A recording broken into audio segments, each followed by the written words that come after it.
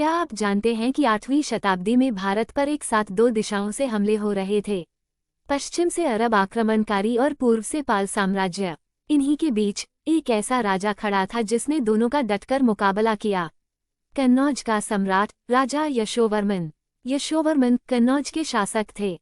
उस समय कन्नौज एक बार फिर से शक्ति के केंद्र के रूप में उभर रहा था। कन्नौज भारत की राजनीति में बहुत महत्वपूर्ण था। ये वही सम्राट हर्षवर्धन का नगर जिसे हर्षचरित जैसे ग्रंथों ने प्रसिद्ध किया।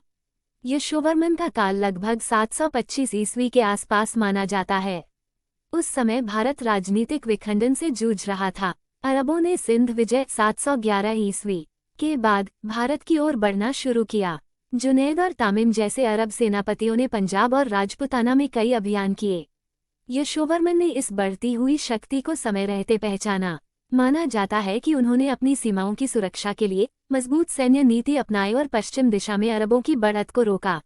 हालांकि अरब इतिहासकारों ने कन्नौज की ओर कोई बड़ी जीत दर्ज नहीं की। यह इस बात का संकेत है कि राजा यशोवर्मन ने उनकी प्रगति को रोका। पूर्व में बंगाल में गोपाल द्वारा स्थापित पाल साम्राज्य तेजी से फैल रहा था। गोपाल के पुत्र धर्मपाल ने भी कन्नौज को हथियाने की कोशिश की थी। यशोवर्मन ने इस चुनौती को भी स्वीकार किया।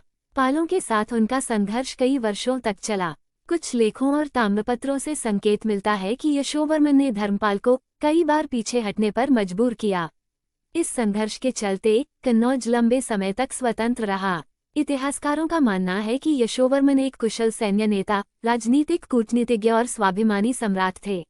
उन्होंने कन्नौज को एक सशक्त राज्य के रूप में खड़ा किया, जहां से भारत की कई दिशाओं में सैन्य व राजनीतिक प्रभाव पड़ा। उनका सबसे बड़ा योगदान था भारत की सीमाओं की रक्षा, विशेष रूप से उस दौर में जब अरब और अन्य विदेशी शक्तियां भारत को अस्थिर करने की कोशिश कर रही थीं। राजा यशोवर्मन का नाम आज भले ही स्कूल की किताबों में न हो, लेकिन उन्होंने भारत को विदेशी नियंत्रण में जाने से रोका।